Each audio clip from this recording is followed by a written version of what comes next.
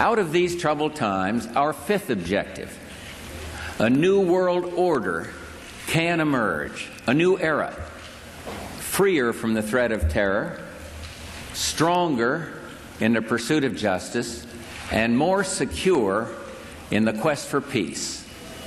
An era in which the nations of the world, East and West, North and South, can prosper and live in harmony. 100 generations have searched for this elusive path to peace, while 1,000 wars raged across the span of human endeavor. And today that new world is struggling to be born. A world quite different from the one we've known. A world where the rule of law supplants the rule of the jungle. A world in which nations recognize the shared responsibility for freedom and justice. A world where the strong respect the rights of the weak. We have before us the opportunity to forge for ourselves and for future generations a new world order, a world where the rule of law, not the law of the jungle, governs the conduct of nations. When we are successful, and we will be, we have a real chance at this new world order, an order in which a credible United Nations can use its peacekeeping role to fulfill the promise and vision of the UN's founders. What is at stake is more than one small country. It is a big idea, a new world order, where diverse nations are drawn together in common cause to achieve the universal aspirations of mankind: peace and security, freedom, and the rule of law. Such is a world worthy of our struggle and worthy of our children's future. Now we can see a new world coming into view. A world in which there is the very real prospect of a new world order. In the words of Winston Churchill, a world order in which the principles of justice and fair play protect the weak against the strong. A world where the United Nations, freed from Cold War stalemate, is poised to fulfill the historic vision of its founders. And that's why I wanted to speak to you today about the new world taking shape around us, about the prospects for a new world order now within our reach. In the coming weeks, I'll be talking in some detail about the possibility of a new world order emerging after the Cold War. But today, I want to discuss another aspect of that order.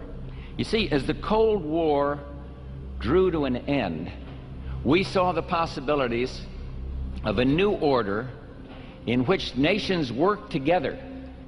It refers to new ways of working with other nations to deter aggression and to achieve stability. As old threats recede, new threats emerge. The quest for the new world order is in part a challenge to keep the dangers of disorder at bay. We must build on the successes of Desert Storm to give new shape and momentum to this new world order.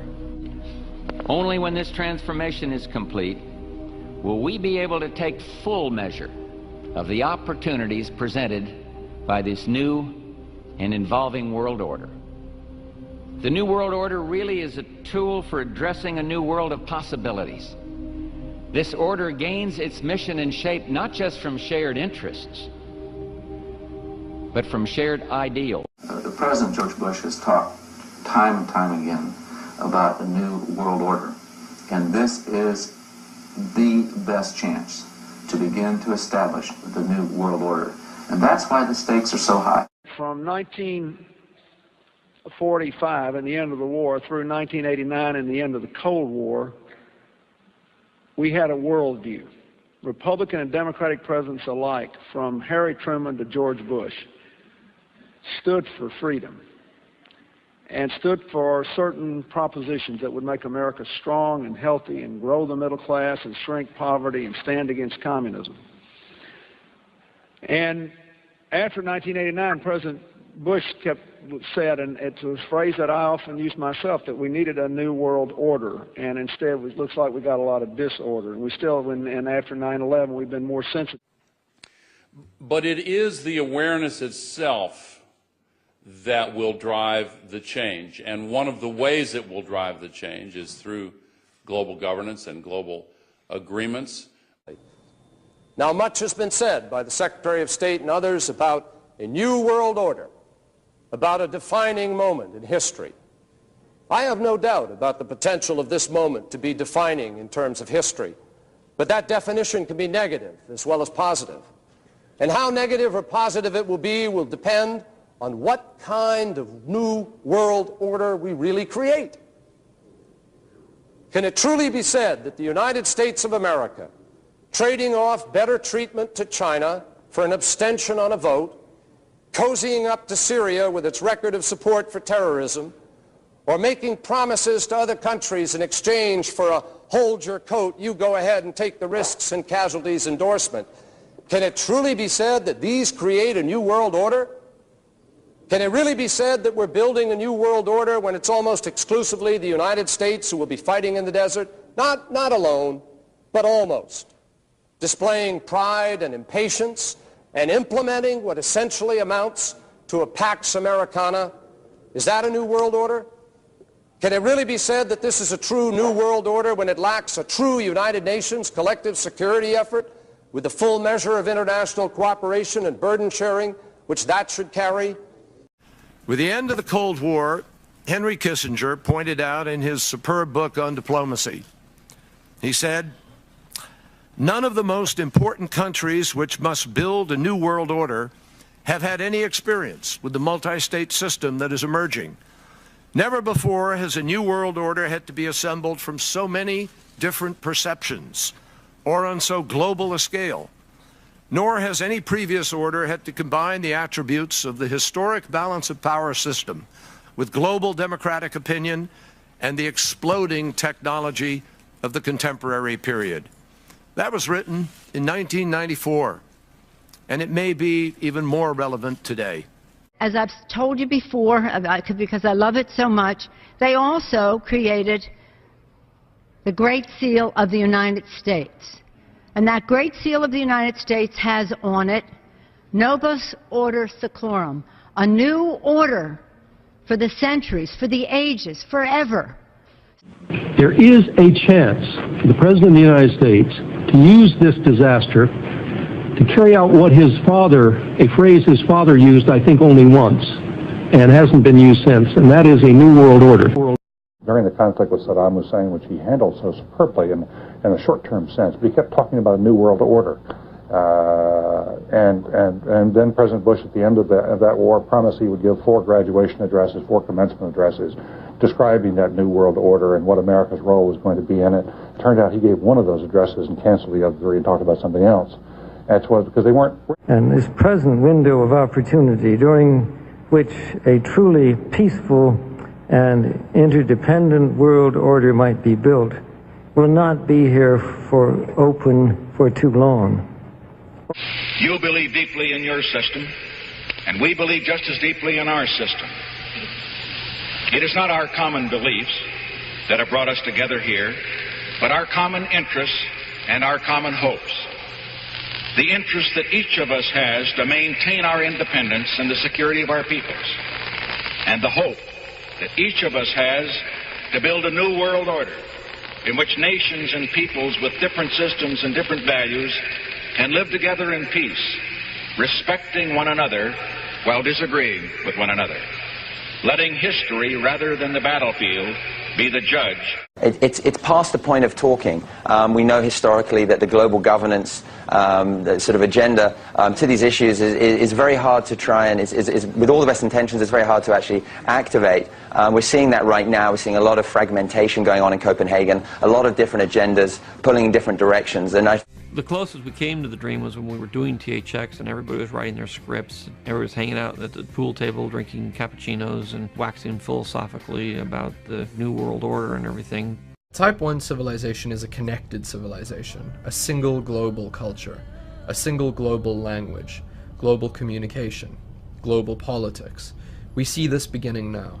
We see it emerging all around us. The European countries are binding together slowly, forming the EU. NAFTA has been formed in North America. Eventually, we will see the rise of a single world government. We will see a single economy.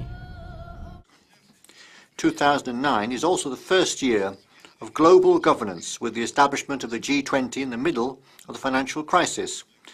The climate conference in Copenhagen is another step towards the global management of our planet. Our mission, our presidency, is one of hope, supported by acts and by deeds. Leaders come together and establish a framework for global governance, not a world government, but sensible governance. If these measures are enacted and we continue to move forward with the G20 process, we will have the kind of global governance that is necessary to ensure the stability and transparency of markets in a way that gives us the benefits of a globalized market economy without the enormous risks that... Standing there with my people, they were bombed, and I was just targeted like them, and as elected president, official in charge of their protection, I couldn't do anything about it. But the point here is, it's not about me, it's about the idea of freedom. It's about the future of the whole region. It's about the future of Europe and a new world order. The transatlantic partnership was never just the foundation of our security. It was the foundation of our way of life. It was forged an experience of the most bitter and anguished kind. Out of it came a new Europe, a new world order, a new consensus as to how life should and could be lived. The pieces are in flux. Soon they will settle again. Before they do, let us reorder this world around us. I think a new world order is emerging, and with it the foundations of a new and progressive era of international cooperation. We have resolved that from today we will together manage the process of globalization to secure responsibility from all and fairness to all. And we've agreed that in doing so, we will build a more sustainable and more open and a fairer global society. All these new challenges are bringing together about the biggest restructuring we have ever seen, not just of the global economy, but of the global order as a whole.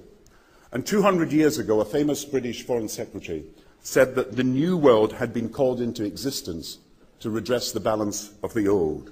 In 1990, another old world ended, dominated by the Cold War, and people talked then, in 1990, of a new world order. What they actually meant then was a new political order. And what was not foreseen then, but is obvious now from everything that we see and do, what we experience in every day of our life, is the sheer scale and speed and scope of globalization. And it's only now that we can begin to understand that the world order that globalization brings and what it's going to look like, it's driven forward now not just by the balance of military strength, the Cold War times, or ordinary political power. It's being driven forward by a seismic shift in economic power that we see around us. But what does the new world order mean for countries like ours who are looking to succeed? I suggest that the countries that are going to succeed are those that combine flexibility, free trade, open markets, with proper stewardship of the environment and investment in education, infrastructure and innovation. And the question for us is how we meet and master all these challenges to ensure that Britain enhances its competitiveness in the process and realises what I believe is our destiny of success in this new world order. So, in conclusion, ladies and gentlemen, a new world is emerging. It is a new world order with significantly different and radically new challenges for the future. But today, with Asia already outproducing Europe, India and China are clearly becoming part of our new order. The world that maybe some people dreamt of at that conference back in Bournemouth, when it looked as if maybe history would end, that liberal democracy would triumph, that free market economics would slowly progress, and we'd have a new world order. Ted, what do you think America's place in the new world order should be? It's always been seen as the global policeman. But as you said before, it's hard to see with all these military conflicts where the winner and loser lies. What should America be doing I think globally? the global policeman should be the United Nations. What sort of a financial deal should Obama be seeking to strike when he travels to China next month? No, I think this would be the time, because you really need to bring China into the creation of a new world order, financial world order. What do you think the most important thing is for Barack Obama? Obviously, you're here to talk about the anniversary for U.S.-China diplomatic relations, but if you had to say this is going to be the country or the conflict or the place that will define the Obama administration, what would it be? The president-elect is coming into office at a moment when there are upheavals in many parts of the world simultaneously. You have India, Pakistan, you have the jihadist movement. So he can't really say there is one problem that is the most important one. But he can give a new impetus to American foreign policy, partly because the reception of him is so extraordinary around the world. I think his task will be to develop an overall strategy for America in this period when really a new world order can be created. It's a great opportunity. It isn't such a crisis. There's a need for a new world order, but it has different characteristics in different parts of the world. The affirmative task we have now is to actually create a new world order, because the global order is changing again. And the institutions and the rules that worked so well in the post-World War II era for decades, they need to be strengthened. The way we're going to win over the long term is not just militarily. We've got to win over hearts and minds. And what that means is we've got to invest in countries that have no educational infrastructure, have no means for young people to get ahead. We've got to give them a stake in creating the kind of world order that I think all of us would like to see. I mean, there is a conflict about what the mission is. The United States says that Gaddafi must go. Members of the coalition say this is strictly a humanitarian mission. How can the coalition work together when they can't agree on what the goals are? An order in which a credible United Nations can use its peacekeeping role to fulfill the promise and vision of the UN's founders. What is at stake is more than one small country. It is a big idea. The nations of the world, east and west, north and south, can prosper and live in harmony. 100 generations have searched for this elusive path to peace, while 1,000 wars raged across the span of human endeavor. And today that new world is struggling to be born. A world quite different from the one we've known. A world where the rule of law supplants the rule of the jungle. A world in which nations recognize the shared responsibility for freedom and justice. A world where the strong respect the rights of the weak. Out of these troubled times, our fifth objective, a new world order, can emerge. A new era, freer from the threat of terror, stronger in the pursuit of justice, and more secure in the quest for peace. An era in which we have before us the opportunity to forge for ourselves and for future generations a new world order, a world where the rule of law, not the law of the jungle, governs the conduct of nations. When we are successful, and we will be, we have a real chance at this new world order.